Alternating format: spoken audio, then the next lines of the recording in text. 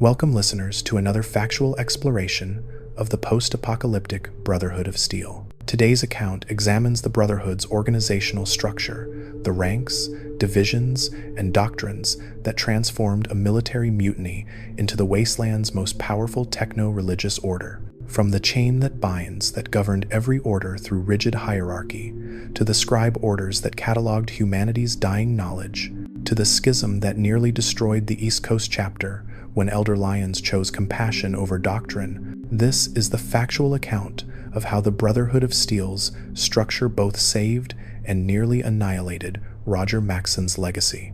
These are the documented facts of knights who bled in ruins, scribes who preserved civilization's fragments, and an elder who reunified a fractured chapter by synthesizing two contradictory interpretations into a doctrine that would reshape the Commonwealth's future. And if you genuinely enjoy these factual explorations of the post-apocalyptic wasteland, consider subscribing and liking the channel, but only if you like the content. The initiate's hands trembled as he held the holotag. Behind him, Knight Sergeant Vargas stood motionless in T-45D power armor, the suit's servo motors humming like mechanical wasps. The tag belonged to Initiate Jennings, had belonged to him before the super mutant sledgehammer reduced him to pulp outside Early Dawn Elementary. "Read the inscription," Vargas commanded. His voice through the helmet speakers carried no emotion, only the flat certainty of military protocol. The Initiate squinted at the engraving in the dim light of the Citadel's archives. Initiate Daniel Jennings, inducted 2275. Order of assignment pending. Deeds recorded. Patrol duty. Arlington Cemetery. Tech recoveries, none. Promoted to. He paused. The metal felt cold against his fingers. Promoted to Senior Initiate, 2276. Death confirmed. 2277. Washington, D.C. ruins. Cause, blunt force trauma during super mutant engagement, Ginner Plaza operation. Scribe Jameson emerged from the shadows between filing cabinets, her Brotherhood robes rustling like dead leaves. She was Proctor of the Order of the Quill, Keeper of the Scrolls, the component of the Codex that recorded every Brotherhood member's life from induction to death. Her face bore the pallor of someone who spent too many years in bunkers, skin stretched thin over angular bones. "The scrolls demand precision," she said, taking the holotag. Jennings made a mistake. Paladin Vargas made a mistake. The responsibility flows upward through the chain that binds. Superiors command their direct subordinates. Subordinates report to their immediate superiors. When the chain breaks, people die screaming. She gestured to the walls around them. Thousands of holotags hung in neat rows, each representing a name struck from the living and entered into the archives.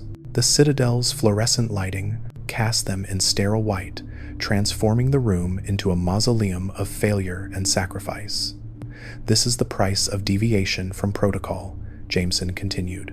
"Elder Owen Lyons violated the chain that binds when he changed our mission from technology recovery to humanitarian operations. Half our chapter left. They called themselves Outcasts, as if abandoning their oaths made them heroes. Now we bleed soldiers in Washington, D.C.'s ruins, while Fort Independence sits full of confiscated technology we should have secured years ago." The Initiate said nothing. He was 18, recruited from Canterbury Commons after raiders killed his family. The Brotherhood had saved him, fed him, given him purpose. But standing in this archive of the dead, watching Jameson file away Jennings' life into a metal drawer, he understood the Brotherhood did not save you. It simply determined how you would die. 6 months earlier, that same Initiate had been a civilian named Marcus, starving in a settlement that subsisted on Brahmin meat and irradiated water. Then, Lyons Pride arrived, power armor gleaming, laser rifles humming with barely contained energy. They had slaughtered the raiders in under 3 minutes. Sentinel Sarah Lyons removed her helmet, revealing a scarred face framed by dark hair. She was 26 and had killed more things than Marcus could count. Her eyes swept over the survivors with clinical assessment. "You." She pointed at Marcus. "How old are you?"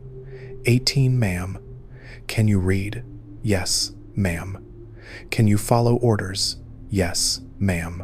Sarah Lyons studied him for 10 seconds that felt like hours. The other members of her pride stood motionless behind her. Paladin Glade, Paladin Vargas, Knight Captain Colvin, Knight Captain Dusk. Each wore the Lyons Pride insignia on their pauldrons.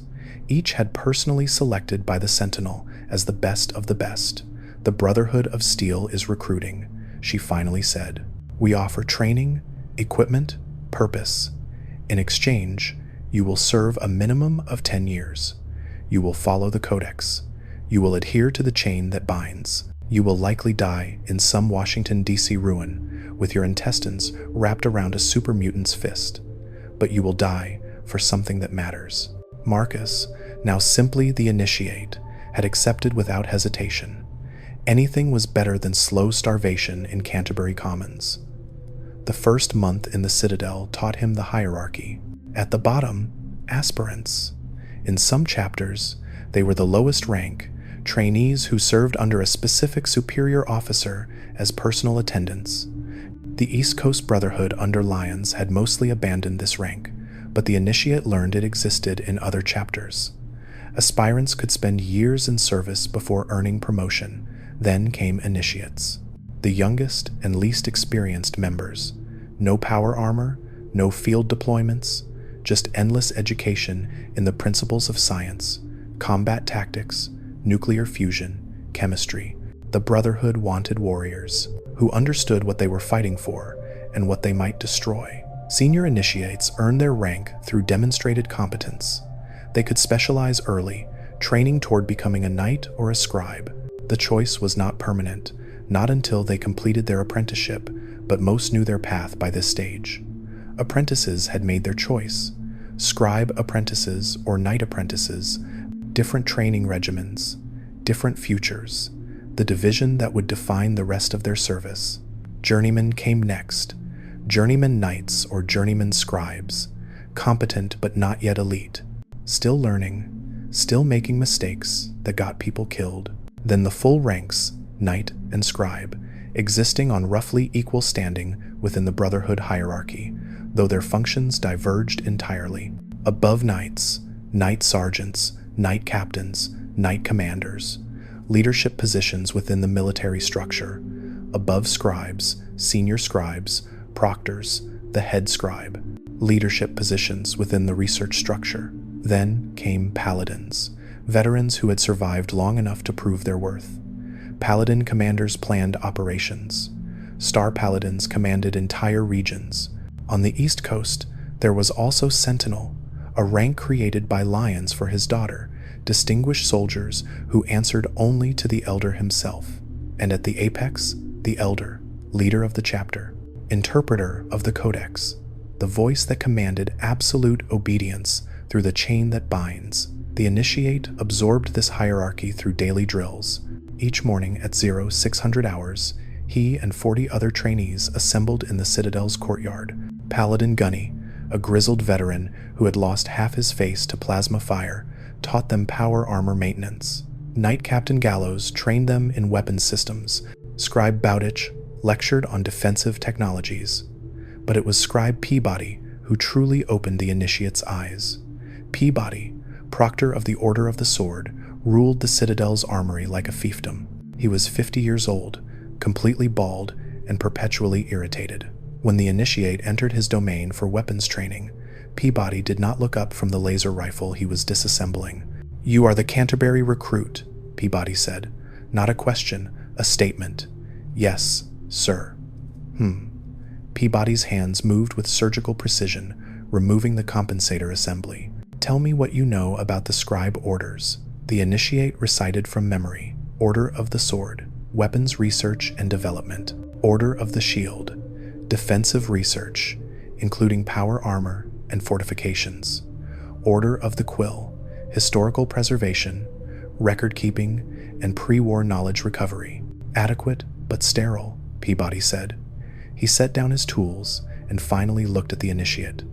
"The Orders are the backbone of Brotherhood operations. Knights break things, paladins kill things. But scribes, we are the ones who actually understand what we are dealing with. He gestured to the armory's walls.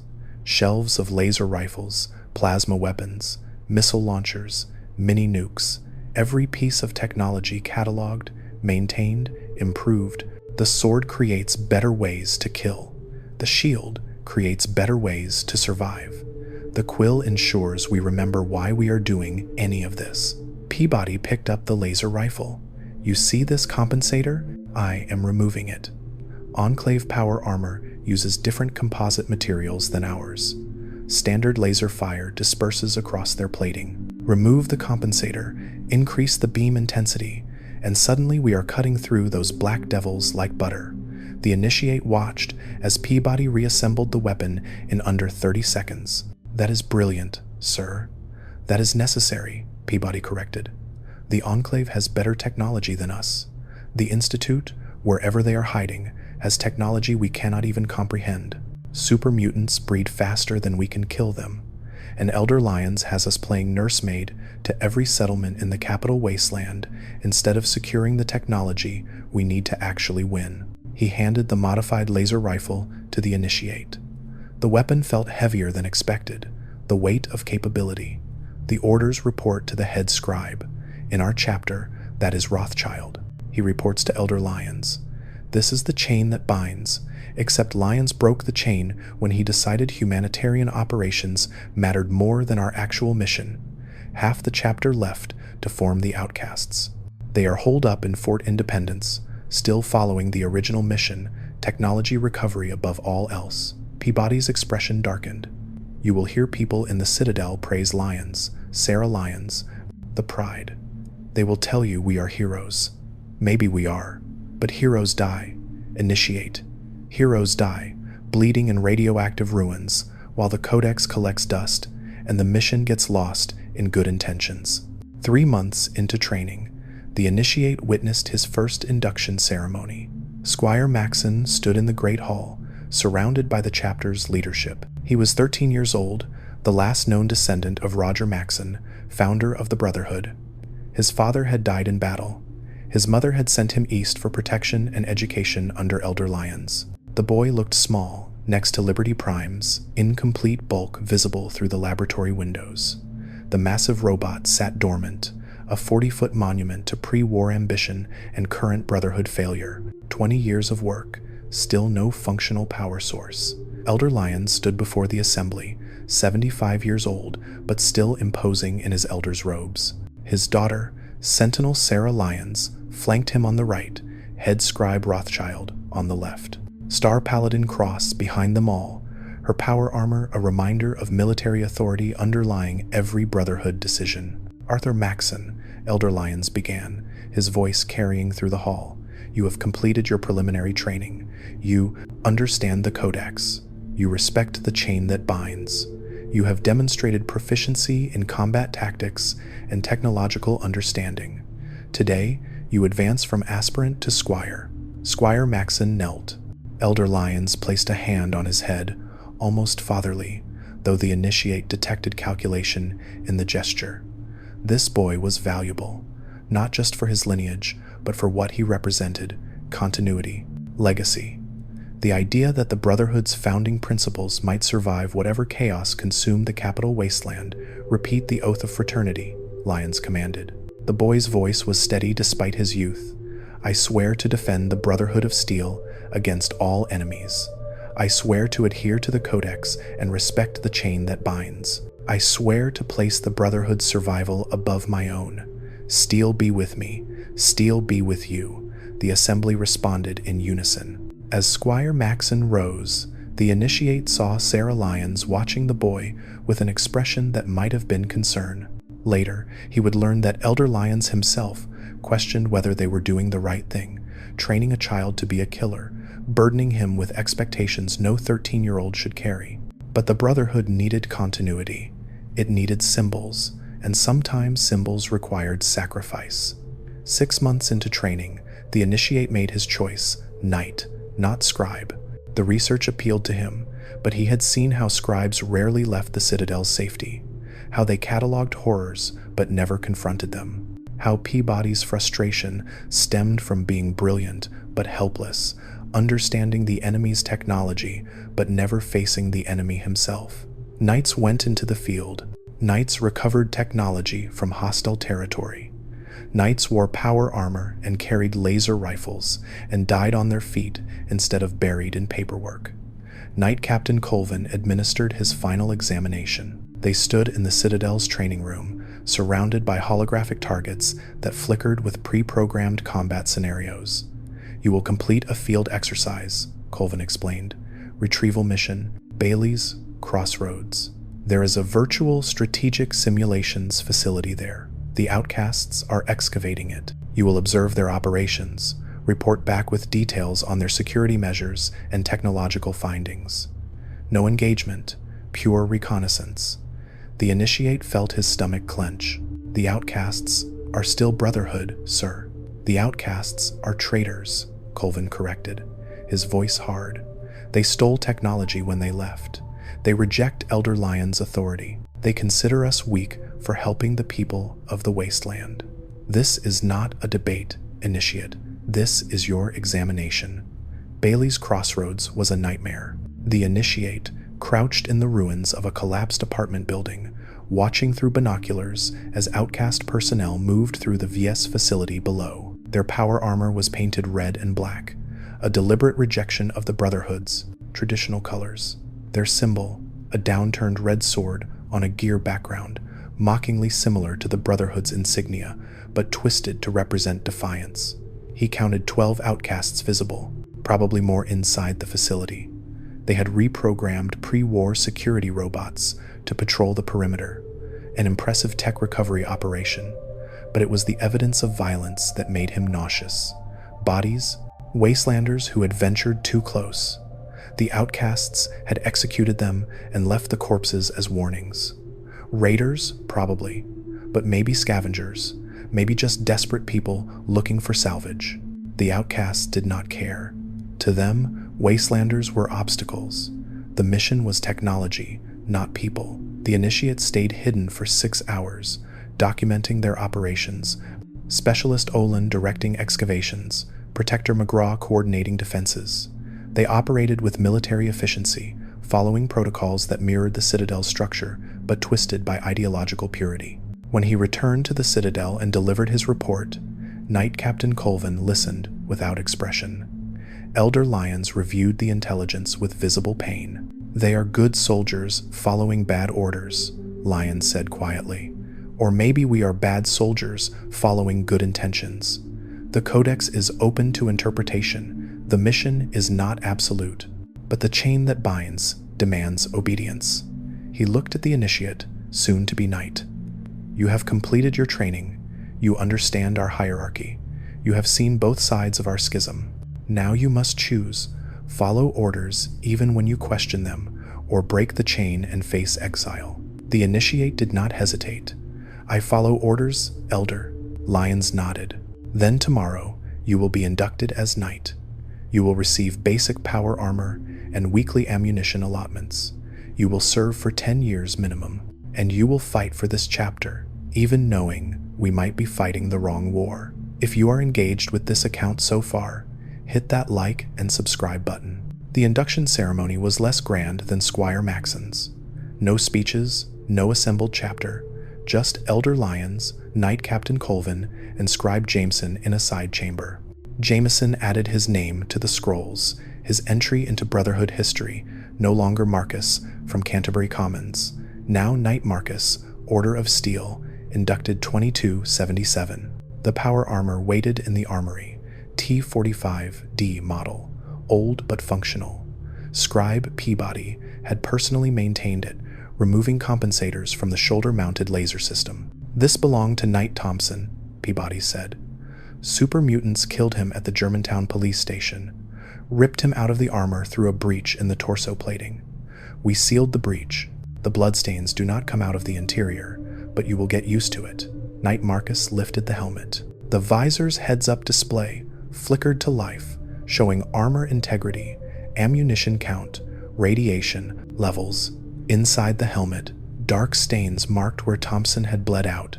"Elder Lyons says we are fighting for the people," Peabody continued, helping Marcus into the suit. The Outcasts say we are fighting for technology. I say we are fighting because the alternative is extinction. Super mutants, enclave, raiders, radiation, something is going to kill humanity if we do not preserve what is left. The armor sealed with a hiss. Servos engaged. Suddenly Marcus stood 7 feet tall, enhanced strength coursing through the suit's systems. "Welcome to the Order of Steel, Knight Marcus," Peabody said. "Try not to die screaming." Over the following months, Knight Marcus learned the reality behind the rhetoric. The chain that binds was not just hierarchy, it was survival mechanism. When Paladin Vargas gave orders during a super mutant ambush in Metro Junction, Marcus followed without thinking. When Knight Sergeant Morrison commanded a tactical retreat from overwhelming raiders, Marcus withdrew. When Elder Lyons ordered Project Purity defended despite the resource drain, Marcus stood post at the Jefferson Memorial. He watched knights become paladins through a combination of skill and luck. He watched scribes become senior scribes through years of research. He watched Squire Maxson train with Sentinel Sarah Lyons, the boy developing into something harder than his 13 years suggested. And he watched the Outcasts from a distance, their red and black armor visible across the ruins, their rejection of Lyons' doctrine making them enemies without a war. The Brotherhood's organization made sense in theory, clear hierarchy, specialized divisions, chain of command, but in practice, it was a barely controlled chaos, held together by the Codex, by tradition, by the desperate hope that structure could impose meaning on the Wasteland's madness. 300 Brotherhood members in the Capital Wasteland, maybe 50,000 in the Western Brotherhood, against millions of super mutants, raiders, ferals, enclave soldiers, and the simple grinding horror of survival in irradiated ruins.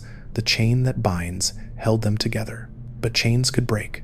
Knight Marcus' first patrol assignment came 3 weeks after his induction. The briefing took place in the Citadel's Operations Center, a converted Pentagon conference room where holographic maps displayed the Capital Wasteland's skeletal geography. Paladin Gunny stood at the projection table, his ruined face illuminated by flickering blue light. "Super mutant activity in Jury Street Metro," Gunny said, gesturing at the map. "Reconnaissance patrol detected movement. Minimum 8 hostiles, possibly more in the lower tunnels. Standard tech recovery operation. Any pre-war military hardware gets tagged and extracted. Any civilian tech of significant value gets cataloged. Everything else gets destroyed." Knight Marcus studied the tactical display alongside 3 other knights, Thompson, Rodriguez, Chen, all recent graduates. All wearing hand-me-down power armor that had outlived its previous occupants. "Rules of engagement," Gunny continued. "Mutants are kill on sight. Raiders are kill on sight. Wastelanders carrying weapons get challenged once, then engaged if hostile. Wastelanders carrying technology get questioned about acquisition, then the tech gets confiscated per Brotherhood protocol." Chen raised his hand. "What if they refuse confiscation?" Gunny's expression did not change. "Then you explain that the Brotherhood of Steel determines who is responsible enough to possess dangerous technology. If they still refuse, you take it by force. The Codex is clear. Technology in the wrong hands caused the apocalypse. We prevent that from happening again." Marcus felt his jaw tighten. This was the doctrine that drove the Outcasts away. This was the absolutism that made Wastelanders fear Brotherhood patrols. But he had sworn the oath of fraternity. He had accepted the chain that binds. "Questions?" Gunny asked. No one spoke. "Good. You have Scribe Halen accompanying you. She is Order of the Quill, field assignment to document pre-war historical artifacts. Keep her alive. Scribes do not wear power armor, and they are not trained for heavy combat." Scribe Halen was 24, thin as a radiation-stripped tree, with dark hair pulled back in a regulation bun. She carried a modified laser pistol and a data scanner that looked older than she was. When the patrol assembled in the Citadel courtyard, she reviewed her equipment with nervous efficiency. "First field assignment?" Marcus asked. "Third," Halen corrected, "but the first 2 were secured locations. This is my first active combat zone." She adjusted her Brotherhood field scribe robes, lighter armor than the scribes who never left the Citadel, but nowhere near the protection of power armor. Knight Rodriguez laughed. "Do not worry, Scribe. If a super mutant grabs you, we will make sure to recover your holotag for the scrolls. Halen's face went pale. Marcus shot Rodriguez a hard look. He is joking, Marcus said. We are trained for this. Just stay behind us and document what we find. The patrol moved out at 0800 hours. 4 knights in T-45D power armor, 1 scribe carrying humanity's memory in a fragile body. The Brotherhood's entire philosophy compressed into a single tactical unit. Jury Street Metro was a tomb. The entrance yawned open like a screaming mouth. Concrete stairs descending into darkness where pre-war commuters had once hurried to catch trains.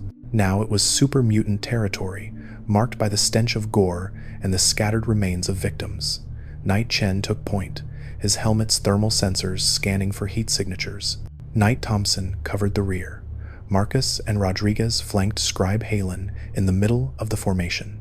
Standard Brotherhood tactical protocol: protect the scribe, recover the technology, kill everything that moves. They found the first body 20 meters inside. A wastelander, maybe 3 days dead. The corpse showed signs of being partially eaten. Super mutants were not particularly intelligent, but they understood intimidation. Halen's scanner flickered over the body. Male, approximately 40 years old. Cause of death: massive trauma, likely blunt force. No significant technology on person. She marked the location in her datapad. Another entry for the Quill's archives.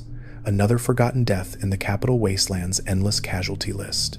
The super mutants attacked at the first junction. 8 of them poured from a side passage, massive green-skinned humanoids carrying nail boards, hunting rifles, even a missile launcher. Products of Vault 87's FEV experiments, according to Brotherhood intelligence.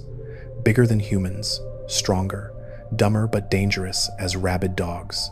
Chen's laser rifle cut down the first 2 before they had crossed half the distance. Marcus targeting computer-painted threats in red, and he fired without thinking, muscle memory from training overriding terror. His laser carved through a super mutant's skull, superheated tissue exploding in a spray of cooked meat. Rodriguez used his Gatling laser like an industrial cutter. The sustained beam bisected a mutant at the waist, both halves hitting the ground separately, still twitching. Thompson's positioning was wrong. Marcus saw it a split second before the mutant with the missile launcher fired. Thompson tried to dodge, power armor servos screaming with the effort, but he was not fast enough.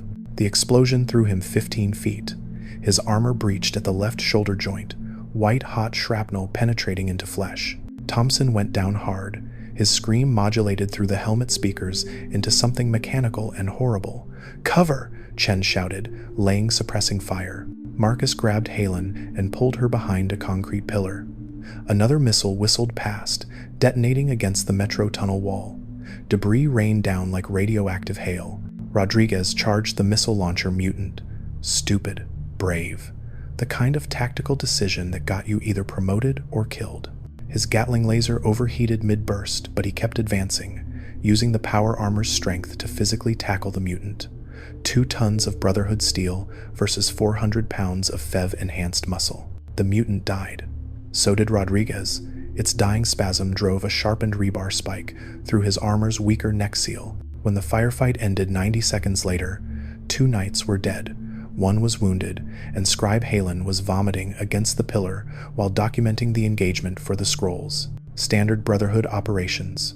Technology recovered: 1 missile launcher, 6 hunting rifles. Cost: 2 knights dead, their armor and training representing years of Brotherhood investment vaporized in 90 seconds of combat.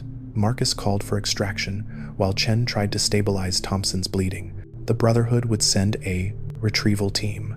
The holotags would go to Scribe Jameson. The scrolls would record the deaths. The chain that binds would promote new knights to replace the fallen. The war continued. The structure held. Back at the Citadel, Marcus found Scribe Peabody in the armory, examining the recovered missile launcher. Pre-war military issue, Peabody said without looking up. M202 flash incendiary rocket system, 4-tube launcher. The super mutants probably scavenged it from a National Guard depot.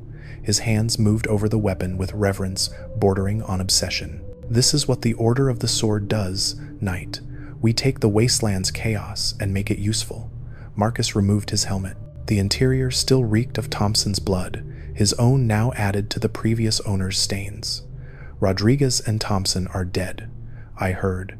Peabody set down the launcher.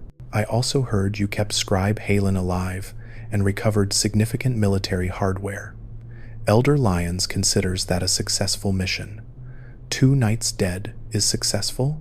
2 knights dead while completing mission objectives is successful, Peabody corrected. The Brotherhood is not a charity, Marcus. We are a military order. We trade lives for technology because technology is what keeps humanity from extinction. Those knights' deaths purchased a weapon system that, once I modify it, will kill 50 super mutants. The math is brutal, but it is the only math that matters. He pulled up a holographic schematic of the missile launcher. The sword improves killing capacity. Scribe Bowditch's shield division improves survival capacity. Scribe Jameson's quill records everything so future generations understand what we sacrificed. 3 orders, 3 functions. 1 mission, preserve humanity by controlling the technology that can destroy it. Marcus watched Peabody work. The scribe's hands never stopped moving, disassembling, analyzing, improving. The order of the sword, reduced to its essential function, make better weapons so fewer knights die. An endless race between innovation and extinction. Halen documented pre-war advertising materials in the Metro, Marcus said. Posters for Nuka-Cola, propaganda about the Chinese threat. She scanned everything into the quill's archives. Good, Peabody said. That is her job. The quill preserves context. Without context, we are just scavengers with power armor. With context, we are the keepers of civilization's memory. He looked directly at Marcus. You think it is stupid, cataloging advertisements while knights die? I did not say that. You did not have to. Everyone thinks it is stupid at first. Then you realize that advertisement represents pre-war manufacturing capacity, resource distribution, propaganda methodology. That Nuka-Cola poster tells the quill how the old world kept people consuming instead of questioning, how it distracted them while politicians built doomsday weapons. The quill's job is making sure we never forget how we got here. Peabody returned to the missile launcher. 3 orders, Knight Marcus, each essential, each serving the Codex's ultimate mandate, preserve humanity by preventing another apocalypse. The sword, the shield, and the quill. Technology, survival, and memory. Everything else is just details. The following week, Marcus received a new assignment, Lyons Pride Support Operation. Sentinel Sarah Lyons briefed him personally in the Lyons Den, the Pride's private quarters in the Citadel's A ring. The room was sparse. Weapons racks, armor maintenance stations, a tactical planning table, no decorations, no comfort, just tools for killing. We are hitting a super mutant nest in the Statesman Hotel, Sarah Lyons said. She was 26 and had killed more creatures than Marcus had seen alive. Her face bore scars from fights. She had survived through skill, luck, or sheer refusal to die. Standard extermination operation. We have 8 Pride members plus 4 regular knights as auxiliary. You are one of the 4. Marcus stood at attention. Being selected for Pride support meant something. Acknowledgement of competence, potential for advancement. Knights who impressed Sarah Lyons sometimes got invited to join the Pride permanently. Rules are simple, she continued. Pride members call the tactics. You follow orders without question. You keep up. You do not get anyone killed through stupidity. If you survive and perform well, we will consider you for permanent membership. If you fail, you will go back to regular patrol duty. If you die, at least you will have died fighting for something that matters. She pulled up a holographic layout of the Statesman Hotel. The Pride was formed by my father to combat the super mutant threat. We are the Brotherhood's elite tactical unit for the Capital Wasteland, hand-picked members, best equipment, highest casualty rate. We operate independently, answering directly to Elder Lyons. Marcus studied the layout. 8 floors, maybe 30 super mutants based on reconnaissance, multiple entry points, all fortified. Why me? He asked. Sarah Lyons smiled, sharp as broken glass. Because you kept Halen alive in Jury Street Metro. Because you did not panic when Rodriguez died.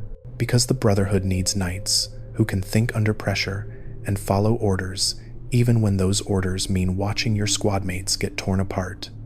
That is what the Pride does, Knight Marcus.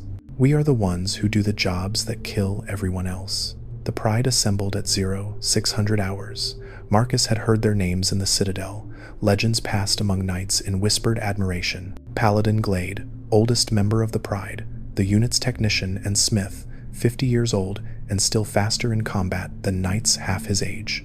Paladin Kodiak, heavy weapons specialist, carried a Gatling laser he had personally modified to fire at triple the standard rate. Paladin Vargas, Sarah Lyons, second in command, 30 years old, professional to the point of inhumanity, responsible for training initiates and steering them away from heavy fighting.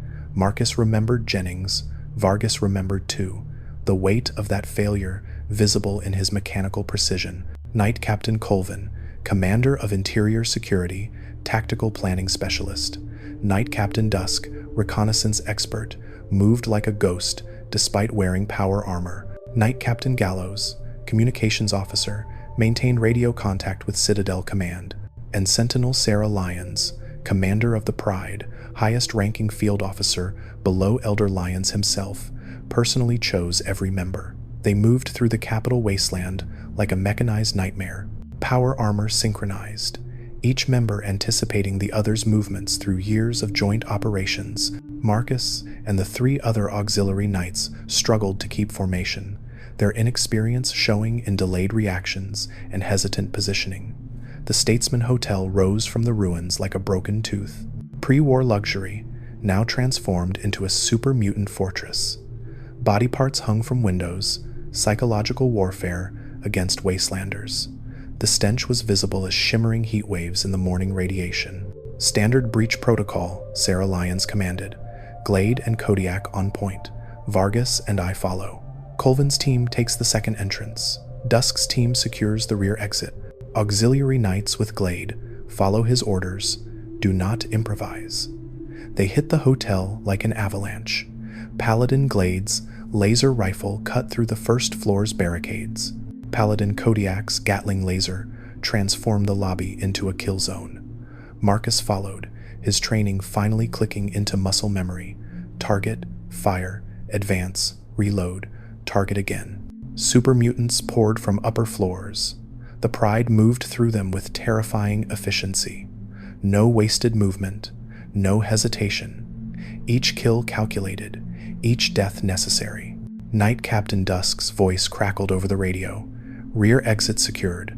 3 mutants neutralized. Behemoth emerging from basement level. Super mutant behemoths were legends among Brotherhood knights. 20-foot giants carrying fire hydrants as clubs, strong enough to rip power armor apart with bare hands. Products of extended FEV exposure, intelligence reduced to animal rage, but physical capacity amplified beyond human comprehension. The behemoth exploded through the hotel's floor. Marcus felt the impact through his power armor's shock absorbers. The creature roared, a sound that bypassed ears and struck directly at primal terror centers. Sarah Lyons did not hesitate. Vargas, Kodiak, suppressing fire. Glade, prepare the fat man. Paladin Glade unsealed a mini-nuke from his armor's storage compartment. The M42 tactical nuclear warhead weighed 40 pounds and carried enough explosive yield to level a city block. Using one inside a building was insanity. Using one was also standard Pride protocol. Clear the blast radius, Sarah Lyons ordered. The Pride scattered, practiced, evacuation pattern. Everyone moving to designated positions without confusion. Marcus ran. The behemoth charged after him, its footsteps shaking concrete. Behind him, Paladin Glade's Fat Man launcher made a distinctive thump as it fired. The mini-nuke traveled 30 feet in 1.2 seconds. The explosion was white light and concussive force and radiation poisoning all compressed into a single instant. Marcus power armors, rad sensors redlined. The hotel's interior walls vaporized. The behemoth disintegrated, not killed so much as converted to superheated particles. When the smoke cleared, Marcus found himself buried under debris. His armor's integrity warnings flashed critical. 20 feet away, Paladin Glade calmly reloaded another mini-nuke. Target eliminated, Glade reported. Structural integrity compromised. Recommend immediate evacuation. The Pride extracted through the crumbling building. They had lost one auxiliary knight, caught by a super mutant's surprise attack on the 3rd floor, crushed when his armor's servomotor failed. Holotag recovered. Mission successful. Standard Pride operations. The Brotherhood's elite tactical unit, where success meant only losing 1 soldier instead of 5. If this narrative has kept you listening and you want more factual accounts from the post-apocalyptic wasteland, hit that like button. It really motivates me to create more Fallout content. 3 days after the Statesman Hotel operation, Marcus found himself summoned to head Scribe Rothschild's laboratory. Rothschild was 48, perpetually exhausted, and in charge of the Brotherhood's most ambitious project, Liberty Prime. The robot dominated the Citadel's laboratory, 40 feet of pre-war American military ambition, designed to liberate Anchorage from Chinese occupation, but never deployed due to power source limitations. For 20 years, Rothschild's team had struggled to make it functional. "Night, Marcus," Rothschild said, not looking up from his terminal. "Your performance with the Pride was satisfactory. I am assigning you to Liberty Prime security detail." Marcus approached the robot cautiously. Even dormant, Liberty Prime radiated menace. Its optical sensors were dark, but he felt watched anyway. "Security detail?" Marcus asked. "The Pride attracts attention," Rothschild explained. "Elder Lyons' humanitarian operations attract attention. But Liberty Prime? This robot represents the Brotherhood's potential to change the balance of power in the Capital Wasteland permanently. If we can get it operational, we can destroy the super mutant source, eliminate the Enclave, secure every piece of military technology within 100 miles. He finally looked at Marcus. "The problem is power. We have restored 87% internal processor function, 60% weapons capacity, but only 3% power management efficiency. The robot needs a fusion power source we simply do not have. Every attempt to redistribute power causes system failures. Right now, Liberty Prime is just a very expensive statue." "Why tell me this?" Marcus asked. "Because you need to understand what you are protecting. This is not just a robot. It is the Brotherhood's best chance at fulfilling our actual mission, not Lyons' improvised humanitarian crusade, but the Codex mandate to preserve humanity by controlling dangerous technology. If Liberty Prime becomes operational, we win. If it remains dormant, we slowly bleed soldiers in endless patrol operations until the chapter collapses." Rothschild pulled up a holographic schematic of Liberty Prime's power distribution network. "The head scribe oversees all scribe projects across all 3 orders. I coordinate with Peabody on weapons systems, Bowditch on structural integrity, Jameson on historical documentation. We report to Elder Lyons, who reports to Lost Hills Command, or he would if Lost Hills was still communicating with us." "They are not?" Marcus asked. "They stopped responding years ago. Whether that means they have abandoned us, or they are simply too busy with their own problems, we do not know. The East Coast Brotherhood operates independently now, which means our decisions, good or bad, are our own responsibility." He gestured to Liberty Prime. "This robot represents 10 years of work by dozens of scribes. It represents resources that could have been spent on power armor maintenance, weapons development, or medical supplies. It represents Elder Lyons' belief that we can make a difference despite abandoning our original mission. Your job is making sure no one, Wastelanders, Raiders, or Outcasts, interferes with this project." Marcus studied the dormant giant. "And if we never get it working?" Rothschild's expression was bleak. "Then Elder Lyons' humanitarian experiment was a mistake that cost us everything. Then the Outcasts were right to leave. Then the Brotherhood of Steel dies in the Capital Wasteland because we chose compassion over pragmatism." The months that followed taught Marcus the reality of Brotherhood field operations. He rotated through assignments, patrol duty in the Washington, D.C. ruins, guard posts at the GNR Building Plaza, where the Brotherhood maintained an outpost, technology recovery missions to abandoned military bases, and endless security details protecting Scribe research teams. He watched knights become paladins through a combination of survival and political recognition. He watched scribes advance through the ranks based on research contributions, senior scribe promotions for breakthrough discoveries, proctor positions for those who demonstrated leadership capacity. He saw how the chain that binds functioned in practice, orders flowing downward through rigid hierarchy, reports flowing upward through the same channels. Paladin commanders planning operations without ever leaving the citadel. Star paladins coordinating regional strategies. Elder Lyons making final decisions that determined whether knights lived or died in service to his vision of the Brotherhood. And he saw the growing tension. The outcasts were not just ideological dissidents. They were a reminder that Elder Lyons had broken faith with the Brotherhood's founding principles. Their red and black armor was visible across the wasteland, Fort Independence operations, patrol routes that deliberately avoided Citadel territory, technology recovery missions that competed with Brotherhood operations. Scribe Bowditch, proctor of the Order of the Shield, expressed the conflict plainly during a conversation in the armory, where Elder Lyons fights to protect the people of the Capital Wasteland. The Outcasts demand we focus on technology recovery from sites like Fort Independence. They insist there is more important technology to be recovered in scientific bases. As callous as their decision may be, it is more in line with our original mission. Elder Lyons inspires us, but to the Outcasts, he is a traitor. The schism infected every level of Brotherhood operations. Knights whispered about the Outcasts in the barracks.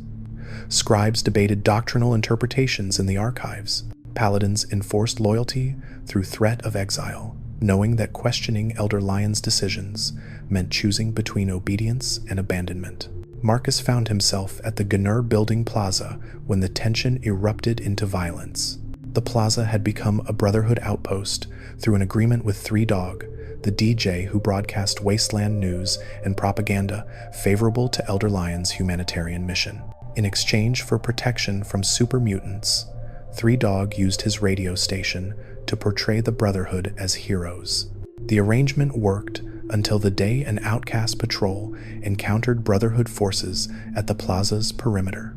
Marcus was on guard duty with Knight Sergeant Morrison when they spotted the red and black armor approaching. 5 Outcasts, moving with combat discipline that matched Brotherhood training because it was Brotherhood training. Outcast patrol, northeast approach.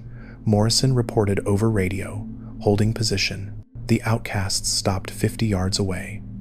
Their leader, Marcus, recognized the rank insignia of an Outcast defender, raised his hand in a halt gesture. Brotherhood personnel, the defender called out. We are here to recover technology from the National Guard Depot, grid reference Charlie 7. We have no interest in conflict. Morrison's response was immediate.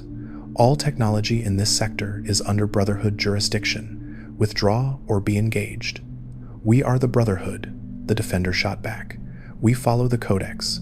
We pursue the actual mission. You are the ones who betrayed everything Roger Maxson built. Marcus watched Morrison's trigger finger tighten on his laser rifle. The chain that binds said obey superiors.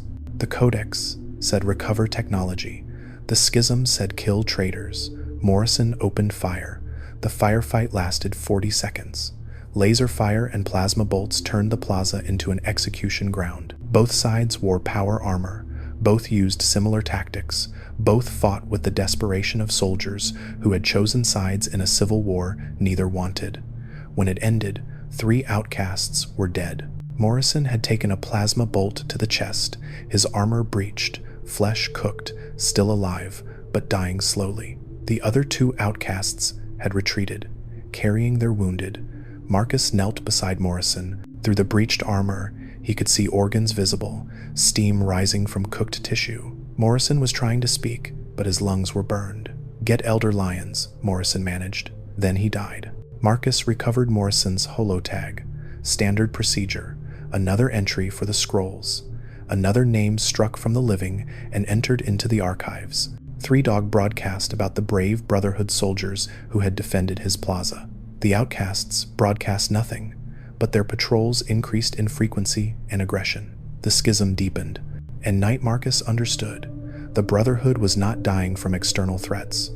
It was dying from internal contradictions, from the gap between what the Codex demanded and what Elder Lyons' conscience required. The chain that binds was breaking. The structure was crumbling. The question was not whether the Brotherhood would survive.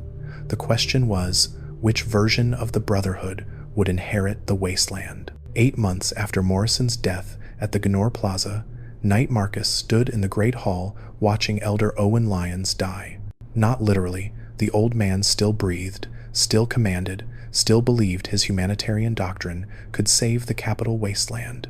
But Marcus had learned to recognize death approaching. The elder was 77 years old, worn down by 20 years of fighting a war that could not be won through good intentions alone. His face had the gray pallor of someone whose body was giving up even as his mind refused surrender.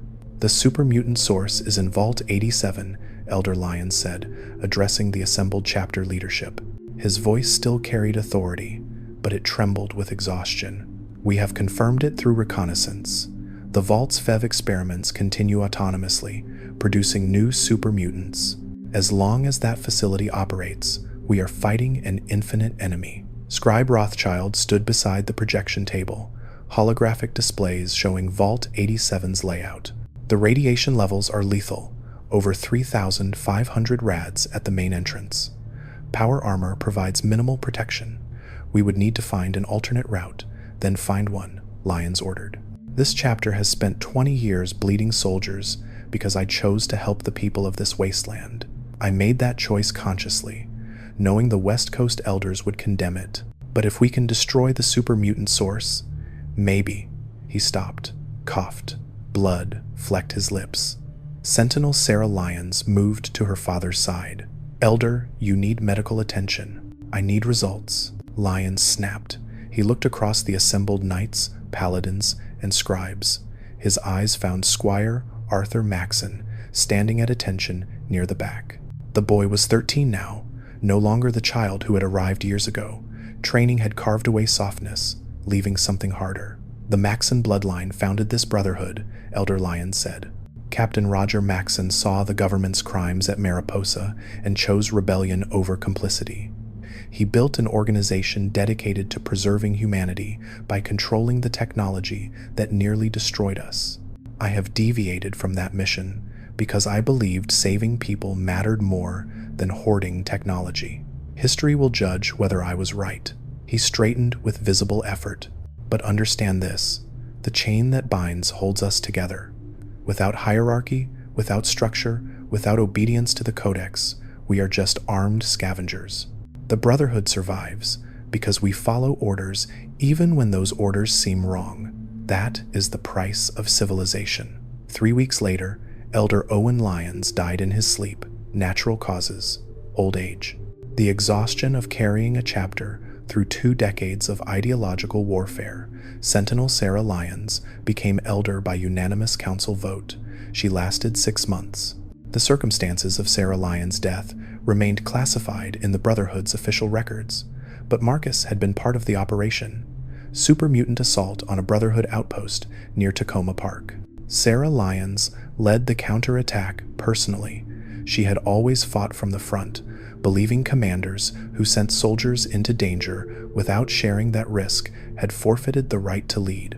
The super mutant behemoth came from nowhere.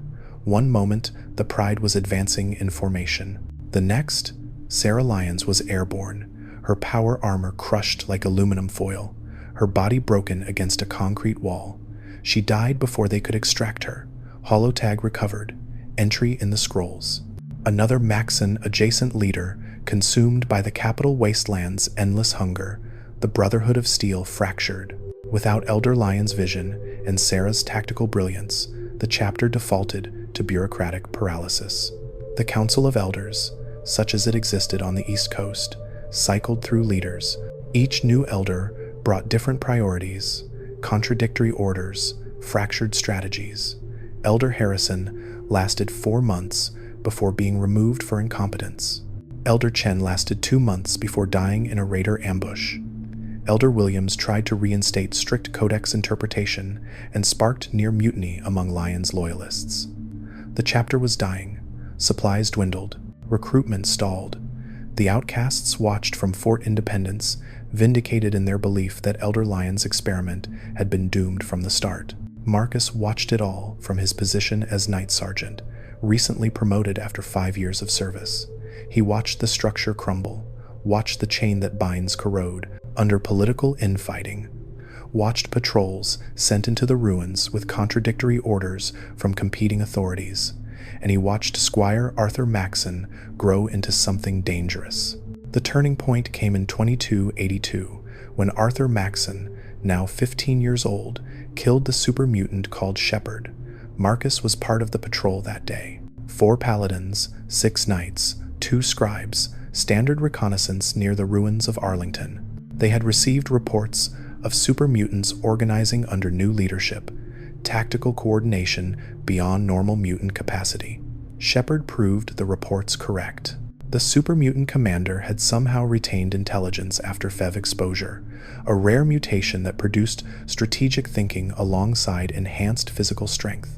It had organized scattered super mutant groups into a cohesive force, building towards something resembling military discipline.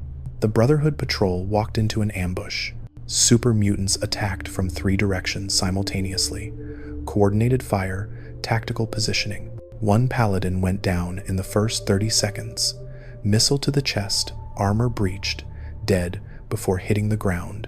Arthur Maxson had been assigned to the patrol as part of his training. A squire, technically non-combatant, supposed to observe and learn. He wore modified combat armor, carried a laser rifle he had personally maintained, and had absorbed 15 years of Brotherhood tactical doctrine. When Shepard emerged, 9 feet of FEV enhanced muscle carrying a super sledge, Maxson did not hesitate. He flanked left while the paladins provided covering fire. Moved through the ruins with precision that suggested either brilliance or suicidal confidence. Got within 20 yards of Shepard, close enough that Marcus could see the super mutant's surprised expression. Maxson's first shot took Shepard's left eye. The second shot burned through its throat. The third shot, fired as Maxson dodged the super sledge's swing, punched through the super mutant's skull and turned its brain into cooked tissue. Shepard dropped. The super mutant organization collapsed. The patrol survived with 4 dead instead of total annihilation. Back at the Citadel, the Brotherhood could not ignore what had happened. 15-year-old Arthur Maxson had killed a strategic-level threat, had demonstrated tactical capability beyond most knights, had proven himself worthy of the Maxson legacy in the most brutal way possible through successful violence. 3 days later, a coded transmission arrived from Lost Hills. The West Coast Brotherhood, silent for years, had been monitoring their errant Eastern chapter after all. They recognized Arthur Maxson's achievement. They offered provisional leadership recognition. The Council of Elders saw opportunity.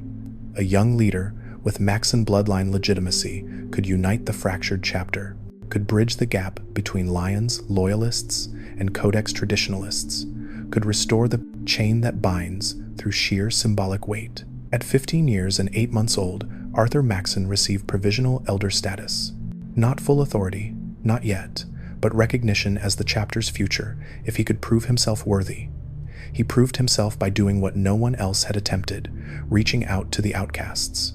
The negotiation took place in neutral territory, an abandoned office building equidistant from the Citadel and Fort Independence. Knight Marcus accompanied Maxson as security, along with Paladin Dance, a recent recruit who had impressed everyone with his absolute dedication to Brotherhood principles. Protector Henry Kasdan represented the Outcasts. He had been a paladin under Elder Lyons before the schism, one of the first to leave. His red and black armor was scarred from years of independent operations. The Outcasts will not rejoin traitors, Kasdan said flatly. Elder Lyons abandoned the mission. His daughter continued his mistakes. We have spent years following the actual codex while you people played hero to ungrateful wastelanders. Arthur Maxson stood eye level with Kasdan despite being 16 years old. The previous year had added muscle and the disfiguring scar from his Deathclaw fight. He no longer looked like a child playing soldier. Elder Lyons is dead, Maxson said. Sentinel Lyons is dead. The humanitarian experiment ended. I am offering reunification under terms that respect both interpretations of our mission. What terms? Kasdan asked skeptically. Technology recovery becomes primary objective again. The Codex's technology control doctrine gets reinstated. We confiscate dangerous technology from wastelanders per original protocols. We prioritize research and development over public charity. Kasdan's expression did not change. That is what we have been demanding for 7 years. But, Maxson continued, we maintain open recruitment of qualified wastelanders. We continue operating Project Purity's water distribution, not as charity, but as strategic influence over regional settlements. We defend population centers from supermutants and raiders because stable populations produce better technology recovery opportunities than wasteland chaos. It was synthesis, taking Elder Lyons' pragmatic recognition that the Brotherhood needed popular support and allies, combining it with the Outcast's doctrinal purity about technology control. Neither faction got everything they wanted. Both factions got enough to justify reunification.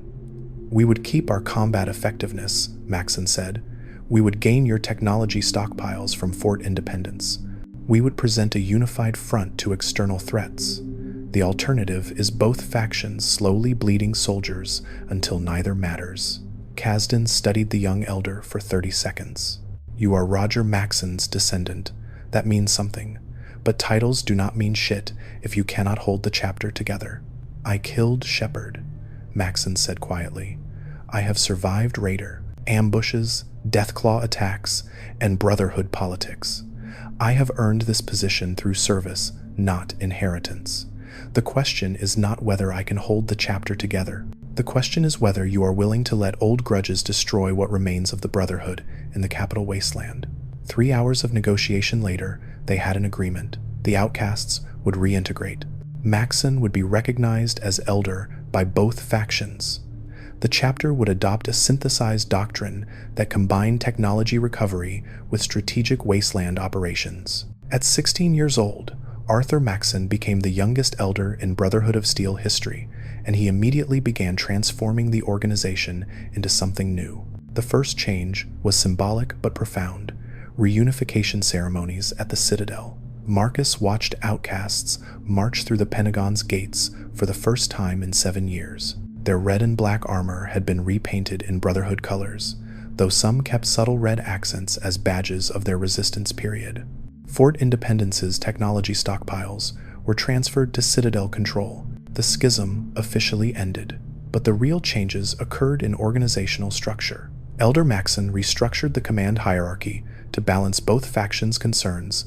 Lyons loyalists retained positions in field operations, their combat experience too valuable to discard. Outcasts took leadership roles in technology recovery and research operations, their doctrinal expertise essential for legitimacy. Paladin Dance received promotion to lead field operations. His absolute belief in Brotherhood principles made him acceptable to both factions. His tactical competence earned respect from knights who had served under Sarah Lyons. Scribe Rothschild retained head scribe status, but Maxson brought in new proctors representing Outcast perspectives. The Orders of the Sword, Shield, and Quill expanded to accommodate reunified personnel. Most importantly, Maxson clarified the chain that binds doctrine. Superiors command their direct subordinates, Maxson announced during a chapter-wide assembly, not their subordinates' subordinates. Orders flow through proper channels. Reports flow upward through the same structure. Anyone who violates this chain, regardless of rank, faces consequences. I do not care if you are elder. The chain that binds applies to everyone, or it means nothing. It was the doctrine's original interpretation, abandoned during the schism's chaos. Reinstating it sent a clear message. Maxson's Brotherhood would be disciplined, organized, hierarchical. The Codex would be followed. The mission would be clear. Technology recovery, controlled expansion, strategic engagement rather than reactive heroism. The synthesis of two interpretations into one functional doctrine. The second major change was the Prydwen. Marcus first heard about the project in 2283, shortly after reunification. Scribe Rothschild presented plans to the chapter leadership, a post-war airship constructed from salvaged Enclave technology at Adams Air Force Base. The Enclave's defeat gave us access to vertibird designs, armor plating, fusion power research, Rothschild explained. The projection showed a massive, rigid frame dirigible. We can build a mobile command center, an aircraft carrier for vertibird deployment, a fortress that can project Brotherhood power across the entire East Coast. Elder Maxson studied the schematics. Construction timeline? 4 years if we dedicate sufficient resources. 2 years design, 2 years construction. We would need to pull scribes from other projects. Liberty Prime restoration would be delayed indefinitely. Prioritize the Prydwen, Maxson ordered. Liberty Prime matters, but mobility matters more. The Capital Wasteland is secured. We need capability to extend operations into the Commonwealth, the Pit, whatever territories require Brotherhood intervention. Proctor Ingram, a scribe who had lost her legs in combat and now operated via powered exoskeleton, took charge of the project. She was brilliant, driven, and absolutely committed to making the impossible work. Marcus watched the Prydwen take shape over 4 years, watched Brotherhood scribes from all 3 orders collaborate on the most ambitious post-war construction project attempted.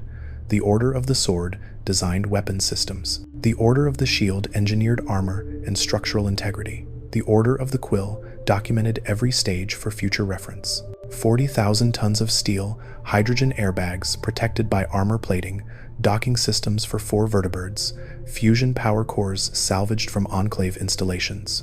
A flying fortress that represented everything the Brotherhood had become. Military precision, technological mastery, absolute commitment to controlling the Wasteland's future. In 2286, the Prydwen launched from Adams Air Force Base. Elder Arthur Maxson, 20 years old, stood on the command deck as his flagship rose into irradiated skies. Marcus, now a paladin after 12 years of service, was present as part of the security detail. "This is the Brotherhood's future," Maxson said, watching the Capital Wasteland spread below them. Not hiding in bunkers, not reactive patrols, proactive operations across the entire eastern seaboard. We find threats. We neutralize them. We recover technology before it can threaten humanity. The Codex's mission, executed with the strategic thinking Elder Lyons brought to our doctrine. The Prydwen's command deck became the Brotherhood's nerve center. Lancer Captain Kells, newly promoted to oversee the Brotherhood's Air Combat Division, coordinated vertibird operations from the bridge. Elder Maxson maintained quarters on the command deck's upper level, accessible to all chapter members per his open-door policy. The main deck housed the armory, medical facilities, and quarters for the bulk of the crew. Proctor Tegan, head of the Order of the Sword, acted as quartermaster from his armory station. Proctor Quinlan, head of data retrieval and archival operations, managed intelligence from his office on the main deck. 300 Brotherhood personnel lived and worked aboard the Prydwen. It was military base, research facility, aircraft carrier, and mobile fortress combined into a single platform that could project power anywhere on the East Coast within days. The synthesis of Elder Lyons' strategic thinking and the Codex's technological focus made manifest in steel and hydrogen. The third major change came in 2287, Liberty Prime's restoration.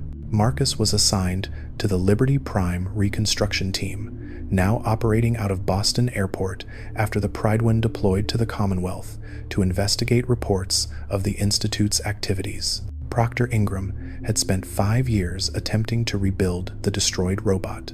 The Enclave's orbital strike at the satellite relay station had reduced Liberty Prime to scrap metal. Salvaging the components, transporting them to the Commonwealth, reconstructing the chassis, all represented engineering challenges that would have been impossible for any other Wasteland faction. "The CPU blows out whenever we feed it power," Ingram explained from her powered exoskeleton. Her workspace was controlled chaos, holographic displays, dismantled robot components, scribes from all 3 orders working simultaneously. The original design lacked proper shock dampening. The missile strike corrupted the memory core. We need someone who understood the pre-war fusion power systems. Elder Maxson's solution was direct. Recruit Dr. Madison Lee. Lee was the scientist who had originally solved Liberty Prime's power issues back in 2277, enabling its first deployment. She had since joined the Institute, the mysterious organization in the Commonwealth, producing synthetic humans that Brotherhood doctrine classified as abominations. We need her expertise, Maxson told the assembled paladins. Convince her to defect. If she refuses, we have a backup, Professor Scara in Diamond City. But Lee is preferable. She knows Prime's systems. The mission fell to Marcus, now promoted to Star Paladin after 15 years of service.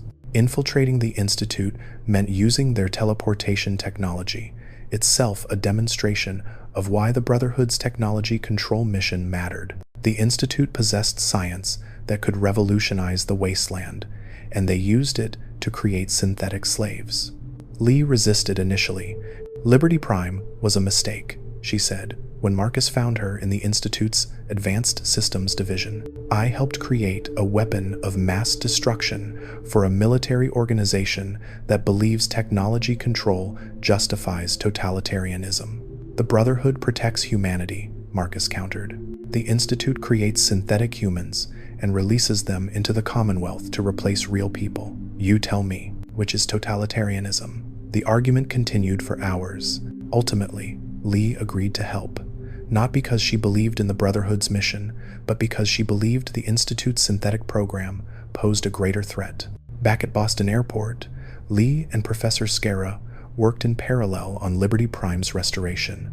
4 electromagnetic actuators replaced the old hydraulic systems. The memory core required complete reconstruction. The power management systems needed fundamental redesign.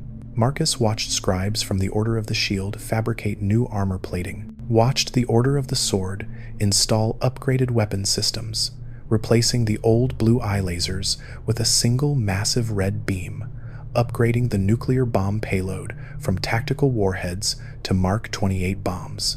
6 months after starting reconstruction, Liberty Prime Mark II activated for the second time. The robot stood 40 feet tall in Boston Airport's assembly gantry. Its optical sensors glowed red. Its voice module boomed anti-communist propaganda across the ruined airport. Democracy is non-negotiable. Communism is the very definition of failure. Elder Maxson stood before the robot, 21 years old, and commanding the most powerful military force in the Commonwealth. Proctor Ingram, status report. All systems operational, Ingram reported. Weapons at 100%. Mobility at 100%. Power management at 98% efficiency. Liberty Prime Mark II is ready for deployment. Maxson nodded. Then we end the Institute's threat. We recover their technology. We prevent another organization from creating weapons that could destroy humanity. This is the Codex's mission. This is why the Brotherhood exists. The assault on the Institute began 3 days later. Liberty Prime drilled through bedrock with its enhanced laser, opening a tunnel directly into the subterranean facility. Brotherhood forces poured through the breach. Paladins in power armor, knights with laser weapons, scribes documenting every piece of technology recovered. The Institute fell in 6 hours. Paladin Marcus stood in the Institute's ruins, surrounded by the wreckage of humanity's most advanced pre-war science. Synthetic humans lay scattered across the facility, some destroyed in combat, others shut down when Liberty Prime destroyed the facility's central computer core. Elder Maxson walked through the debris with the confidence of someone who had proven his doctrine correct. At 21, he had unified a fractured brotherhood, constructed a flying fortress, restored a giant war robot, and eliminated an organization that threatened the wasteland's future. Catalog everything, Maxson ordered the scribe teams. Technology specifications, research notes, manufacturing processes. The Institute's science was dangerous, but understanding it helps us prevent others from repeating their mistakes. Proctor Quinlan directed data recovery operations. Elder, their synthetic human, research alone represents decades of advancement beyond anything in our archives. The teleportation technology, the genetic manipulation, the artificial intelligence. We are looking at sciences that could either save humanity or destroy it, which is exactly why it needs to be under Brotherhood control, Maxson said. This is the Codex's core mandate. Technology brought about the apocalypse. Uncontrolled science created super mutants, synths, nuclear fire. Our mission is not hoarding technology for its own sake. It is preventing another apocalypse by ensuring dangerous technology only exists in responsible hands. Marcus watched the Elder address the assembled Brotherhood forces, saw how Maxson had synthesized Elder Lyons' pragmatic strategic thinking with the Codex's ideological purity, how he had taken two contradictory interpretations of the Brotherhood's mission and forged them into a single functioning doctrine. Technology recovery, primary objective. Wasteland, stabilization. Strategic necessity, open recruitment. Tactical advantage. Defensive operations, targeted engagement, rather than reactive heroism. It was not Lyons' humanitarian crusade. It was not the Outcast's isolationist hoarding. It was something new, a brotherhood that understood military power required both technological superiority and strategic positioning. The Commonwealth is secured, Maxson announced. Project Purity continues operating in the Capital Wasteland. Our chapter controls the most advanced technology on the East Coast. We have proven the Brotherhood can adapt without abandoning our core mission. This is Roger Maxson's vision fulfilled, an organization that preserves humanity by controlling the technology that threatens it. The assembled knights, paladins, and scribes responded in unison, ad victoriam. 3 months after the Institute's destruction, Paladin Marcus found himself back in the Citadel's archives with Scribe Jameson. The proctor of the Order of the Quill had aged 15 years in the decade since Marcus first met her. Her face bore deeper lines, her eyes the exhaustion of someone who had documented too many deaths. But she still maintained the scrolls with meticulous precision. Your holotag will join these walls, eventually, Jameson said, gesturing to the thousands of tags hanging in neat rows. Everyone's does. The scrolls record our lives from induction to death. The only question is whether your entry ends with died in service to the Codex or name struck for violation of the chain that binds. Marcus studied the archive. So many names, so many soldiers consumed by the wasteland's grinding horror. Rodriguez, Thompson, Morrison, Jennings, Elder Lyons, Sentinel Sarah Lyons, thousands more going back decades. Elder Maxson changed everything, Marcus said. Reunified the chapter, built the Prydwen, restored Liberty Prime, destroyed the Institute. He is everything Roger Maxson must have been. Young, brilliant, absolutely committed to the mission. He is also ruthless, Jameson countered. He executes the Codex's technology control mandate without Elder Lyons' moral flexibility. Wastelanders lose technology whether they deserve to keep it or not. Non-humans, ghouls, synths, super mutants get exterminated regardless of intelligence or innocence. The Brotherhood under Maxson is efficient. Whether it is good is a different question. She filed another holotag, a knight killed during the Institute assault. The orders continue their work. The sword develops better weapons. The shield improves our defenses. The quill records everything so future generations understand what we sacrificed. 3 orders, 1 mission, endless death. Marcus left the archives understanding something fundamental. The Brotherhood of Steel survived not through ideological purity or humanitarian compassion, but through structural adaptation. The hierarchy that began with Roger Maxson's rebellion had evolved through decades of wasteland warfare. The codex that codified their mission had been interpreted, reinterpreted, and synthesized into something that served current needs rather than ancient doctrine. The chain that binds held the Brotherhood together, but the chain was flexible enough to accommodate both Lyons' compassion and the Outcast's traditionalism, both elder idealism and practical military necessity. As he emerged from the citadel into irradiated sunlight, Marcus saw the Prydwen on the horizon, a steel fortress floating above Boston Airport, saw vertibirds patrolling the Commonwealth, saw Brotherhood patrols securing technology, defending settlements, imposing order on chaos. The Brotherhood of Steel in 2287 was nothing like the Brotherhood Roger Maxson founded. It had grown, fractured, reunified, had nearly destroyed itself through ideological warfare, had survived by adapting its doctrine to changing circumstances. Knights still protected the wasteland. Paladins still led operations. Scribes still researched and documented. The Orders of the Sword, Shield, and Quill continued their specialized functions. The ranks from Initiate through Elder maintained military hierarchy. The chain that binds enforced obedience. The Codex provided ideological foundation, but it was no longer just a techno-religious military order hoarding pre-war technology. It was something more dangerous, an organization that understood power required both military force and strategic positioning, that recognized technological superiority meant nothing without the capacity to project that superiority across strategic territories, that synthesized ideological purity with pragmatic flexibility.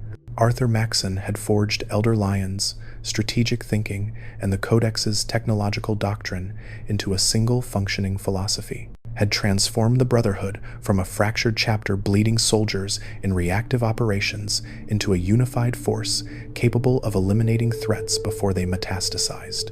The Wasteland's future would be shaped by that philosophy, by the Brotherhood's absolute certainty that they, and only they, possessed the wisdom to control humanity's dangerous technologies, by their belief that order justified authoritarian measures, by their conviction that the apocalypse proved their mission correct. Paladin Marcus returned to his quarters, removed his power armor, and examined his holotag. His name, his rank, his service record compressed into metal and abbreviations. Eventually, this tag would join the thousands in Jameson's archives. Eventually, his entry in the scrolls would end with death's inevitable notation. Eventually, another knight would inherit his armor and continue the Brotherhood's mission. The chain that binds continued. The orders functioned. The Codex endured. The Brotherhood of Steel marched forward into whatever future the wasteland held, armored in steel and absolute certainty, carrying technology recovered from the old world's ashes into a new world they would shape through force and doctrine. War never changed, but the Brotherhood of Steel did, one doctrine, one schism, one synthesis at a time. And that adaptation, that flexibility within rigid structure, was what allowed it to survive when other organizations crumbled into radioactive dust. The question was not whether the Brotherhood would endure. The question was what price humanity would pay for that endurance.